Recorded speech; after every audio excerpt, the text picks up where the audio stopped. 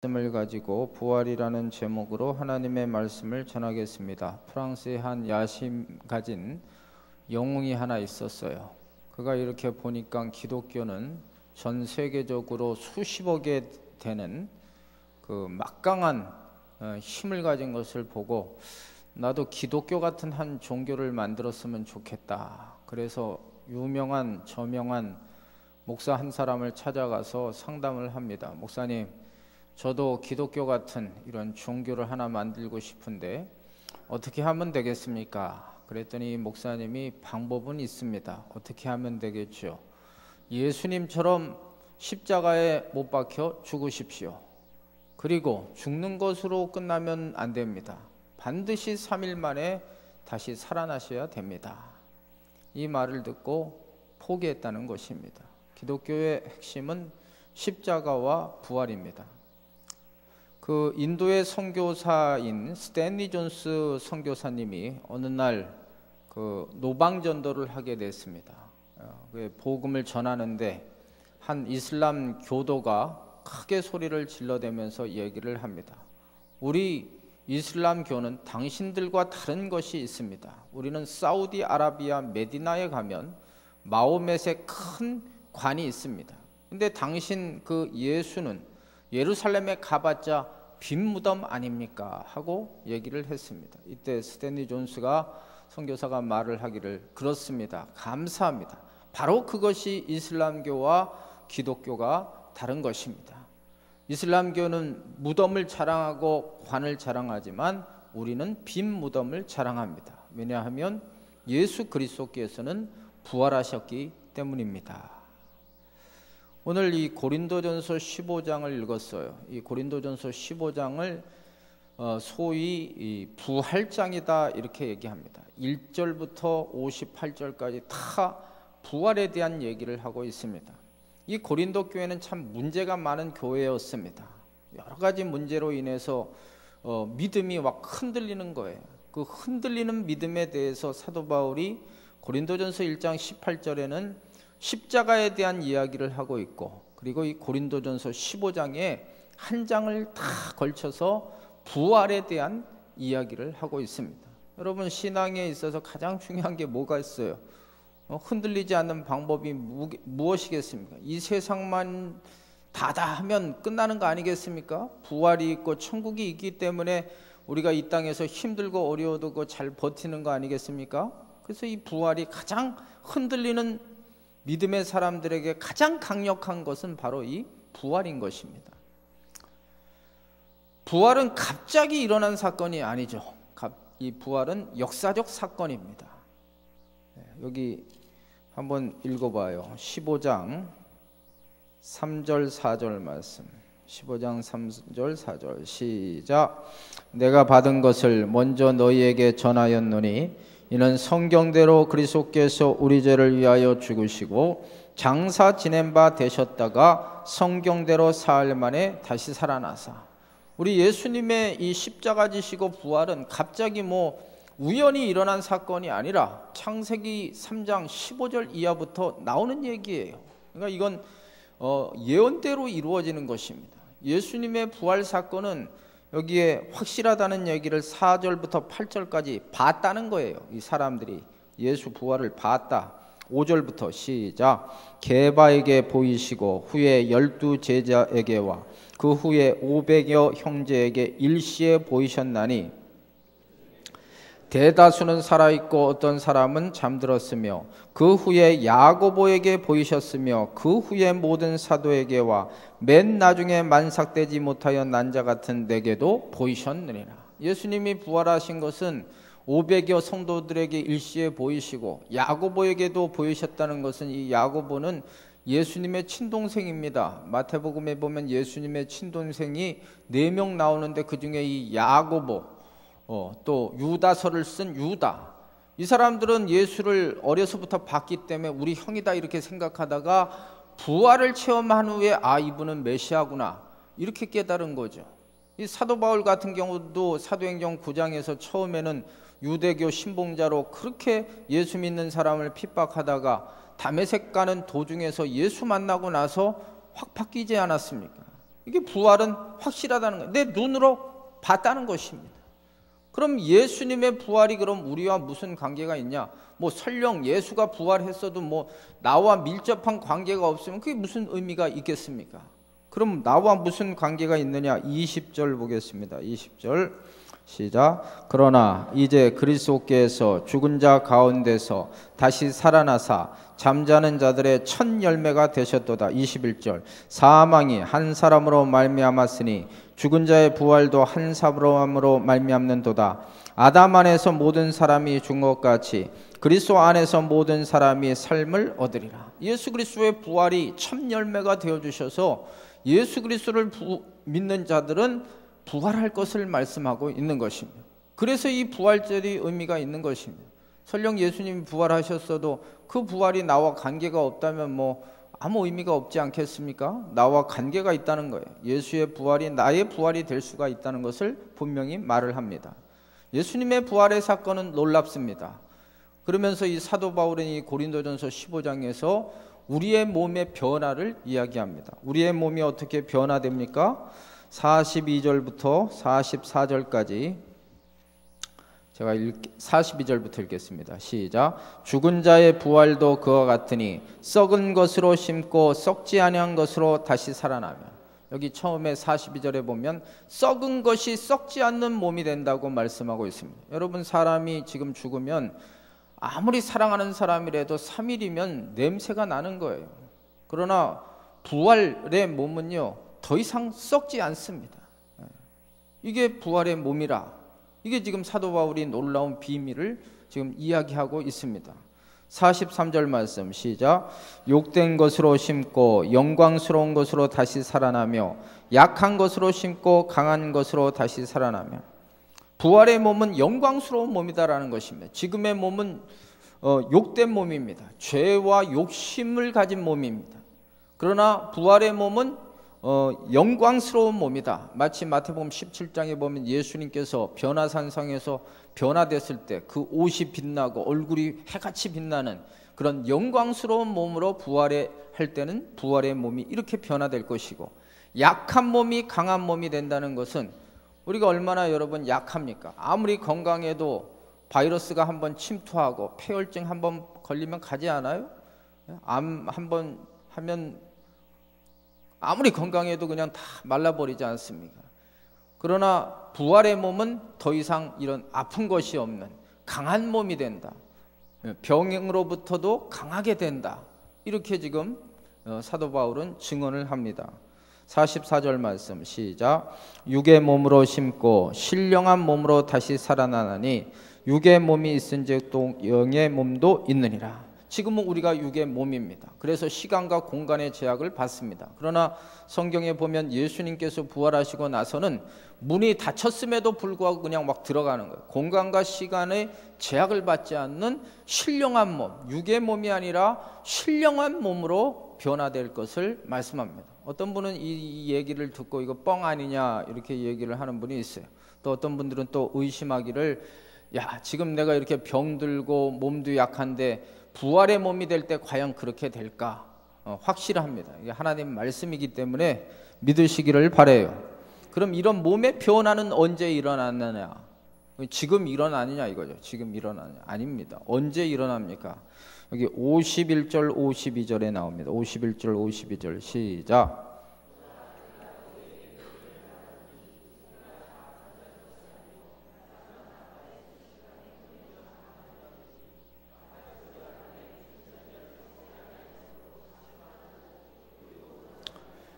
이 부활의 몸이 될 것은 예수님이 재림하실 때 이런 일이 일어날 것을 말씀하고 있습니다. 이건 한번 성경을 찾아봐요.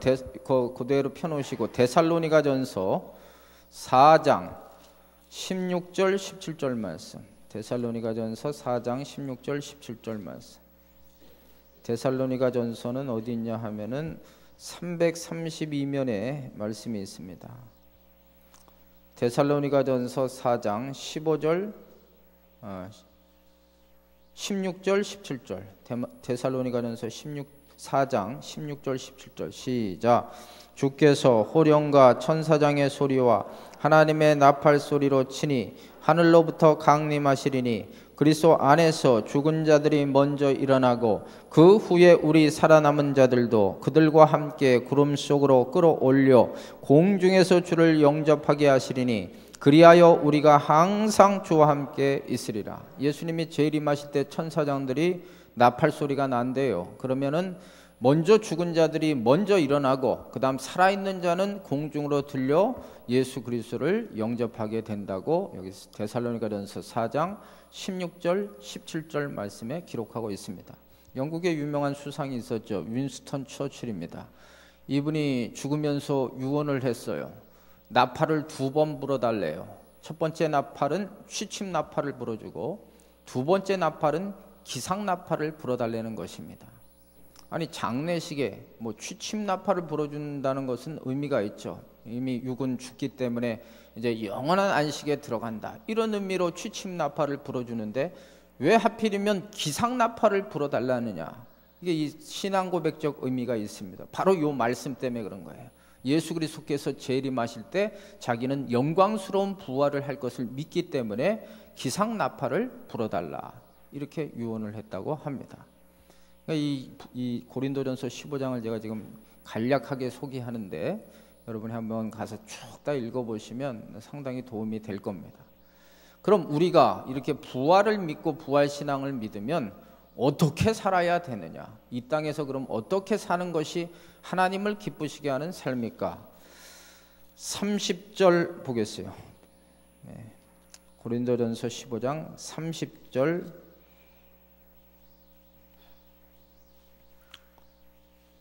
32절부터 34절까지 보겠습니다. 시작. 내가 사람의 방법으로 예배소에서 맹수와 더불어 싸웠다면 내게 무슨 유익이 있으리요? 죽은 자가 다시 살아나지 못한다면 내일 죽을 터이니 먹고 마시자 하리라. 속지 말라. 악한 동무들은 선한 행실을 더럽히나니 깨어 의를 행하고 죄를 짓지 말라. 하나님을 알지 못하는 자가 있기로 내가 너희를 부끄럽게 하기 위하여 말하노라. 어떻게 살아야 되느냐? 죄 짓지 말고 거룩하고 구별되게 살라는 것입니다. 그 당시 고린도 성도들은 이 부활에 대한 확신이 없었어요. 미혹을 받은 거예요. 이단에게 미혹을 받으니까 사도 바울이 그렇게 고린도 교회에서 1년 6개월 동안 복음을 전했음에도 불구하고 막 믿음이 흔들리는 것입니다. 그 이단들이 그 당시 에피쿠루스 학파입니다. 이 에피쿠루스 학파는 쾌락주의자들입니다. 어차피 우리 인생 죽는다, 내일 죽는데 뭘 그렇게 깨끗하게 살려 그러냐, 먹고 마시고 즐기자, 캐세라 세라, 될 대로 되라, 이게 이들의 인생관입니다. 이게 고린도 교회에 침투한 거예요. 그러니까 예수 그리스도를 구주로 믿으면 구원받지만 우리의 몸은 어차피 죽을 거 그냥 왁 굴리자, 몸을, 이런 논리입니다. 몸은 왁 굴리자, 왁 살자, 아니라는 거죠. 죄 짓지 말고 이 몸을 깨끗하게 하나님이 기뻐하시는 거룩한 몸으로 드려라, 이거죠. 우리는요 임자 있는 몸이에요. 쉽게 말해서 우리의 신부는 그리스도의 신부입니다. 여러분, 우리는 지금 재림하시는 예수 그리스도, 신랑 되신 예수님을 기다리고 있는 거예요. 여러분, 믿어요? 그게 마태복음 25장의 열처녀 비유입니다. 여러분, 결혼하는데 신부가 들어오면 그 결혼이 유지가 되겠습니까? 아니잖아요. 그래서 베드로후서 3장 14절 말씀에는 점도 없고 흠도 없이 평안 가운데 하나님 앞에 설 수 있는 신부가 되라, 이런 말씀이 나오는 거예요. 그러니까 우리가 어떻게 살아야 되느냐? 주님 이 부활신앙을 가진 자는 이 땅에서 죄 짓지 말고 하나님이 기뻐하시는 성도로서 거룩한 무리로서 살아야 된다. 이게 사도 바울이 지금 이야기하고 있습니다. 두 번째, 어떻게 살아야 되느냐 하면, 지금 제 말이 다 이해가 되십니까? 네, 이거 지금 요약해서 얘기해드려요. 요약해서. 네? 또 어떻게 살아야 되냐면 57절 시작.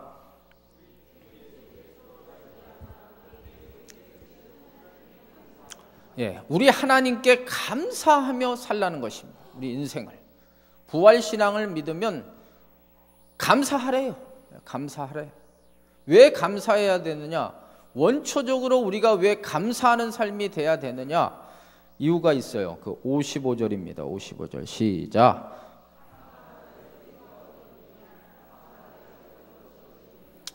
이게 이제 좀 강력한 이 의문법으로 이제 설명하고 있는데, 예수 그리스도께서 부활하심으로 사망 권세를 이기신 거예요. 이제 사망이, 죽음이 우리에게 더 이상 위협적인 존재가 되지가 않아요. 예수님이 죽었잖아요. 그랬다가 부활하셨잖아요. 그렇기 때문에 더 이상 사망이 우리에게 힘을 못 발휘해요. 예수님이 부활하시기 전까지는 이 세상에서 가장 무서운 게 뭐겠어요? 죽는 거 아니겠습니까? 죽으면 끝나잖아요. 네? 이 땅에서 아무리 돈이 많아도 그 돈 가지고 못 가고, 명예가 있고 권력이 있으면 뭐 하겠습니까? 죽으면 마치 블랙홀과 같이 다 삼켜버리는 거 아닙니까? 이 죽음의 문제를 해결하려고 철학도 발견되고, 뭐 진시황 같은 경우는 혹시 불로초가 있냐 없냐 해서 뜯어먹이려고 막 쫓아다니기도 하고, 별짓 다 해도 이 세상 어떤 인생도 죽음 앞에서는 다 넉다운되고 기브업하고 끝내버리지 않습니다. 그러나 죽음이 이제 더 이상 부활 후에는 작동이 되지 않는 것입니다. 믿으십니까? 그래서 이 죽을 때 보면은 이 사람이 정말 이 구원의 확신을 갖고 부활을 믿고 죽나 안 죽나 알 수가 있어요. 부활 신앙이 확실한 사람은 죽음을 더 이상 두려워하지 않습니다. 예를 들어 부활 신앙이 없는 사람은 죽음 앞에는 아무리 이 용감한 사람도 안 되는 거예요. 많이 배워도. 1883년 3월 14일 그 공산주의 이론을 만든 그 칼 막스 같은 경우 죽을 때 이제 그 하녀가 유언 좀 하나 해주셔 그랬더니 시끄럽다 하고 죽었대지 않습니까?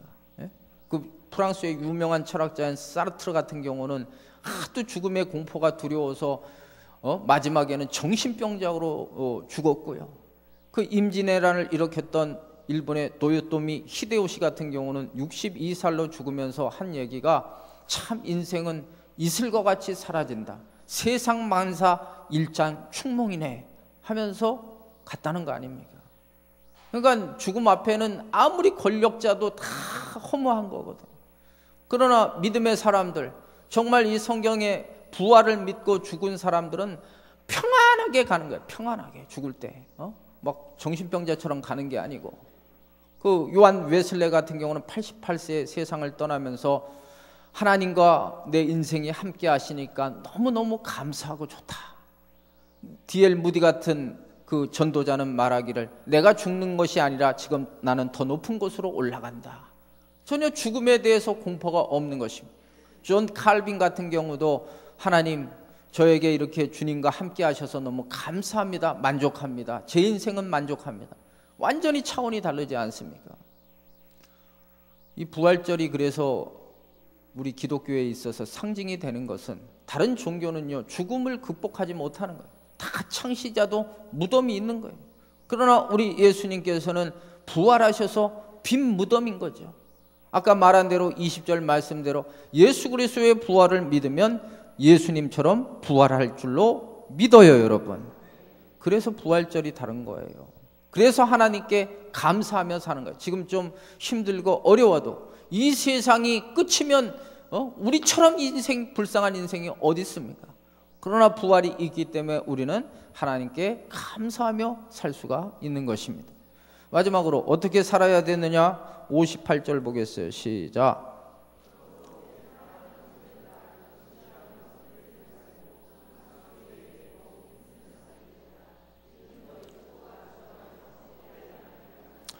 열심히 주의 일을 하래요. 이게 인생 후회하지 않고 사는 법입니다. 이는 너희 수고가 주 안에서 헛되지 아니한다 그랬거든요. 이 세상 너무 투자하지 마세요. 성경은 야고보서 4장의 인생은 쉬 사라지는 안개와 같고 풀의 꽃과 같다, 이런 표현도 있고요. 성경에 또 나그네 같은 게 인생입니다. 여기는 우리가 포리너, 외국인이지 이국인이지 여기가 우리 고향이 아니래요. 본향이 있대요. 어디예요 본향이? 전도사님. 천국이 본향인 거예요. 이게. 아주 확실한 대답을 해주셔서 감사해요. 거기서 보기를 바래. 아멘. 확실한 거예요. 그 누가복음 16장에 보면 부자와 거지 나사로 얘기 나오잖아요. 그 참 보면 그 성경을 보면 비교하고 있어요. 거지 나사로는 진짜 이 세상 거지같이 살았어요. 아프고요. 누가 봐도 저주받은 인생 같아요. 부자는 정말 부족함이 없이 매일 파티하고 옷도 입은 것 같은데 안 입은 것 같이 가벼운 옷만 입고 최고급 실크 같은 것만 입고 장례식도 기가 막히게 하고 여기까지는 부자가 인생 잘 사는 것 같지만 죽은 후에 보니까 완전히 상황이 달라지는 거지. 거지 나사로는 예수 그리스도를 영접해서 하늘나라에서 편하게 누리지만 이 거지는 지옥 가가지고 고통 중에 사는 거예요. 그 성경은 뭘 집중하고 있느냐? 부자의 후회하는 장면이 나오는 것입니다.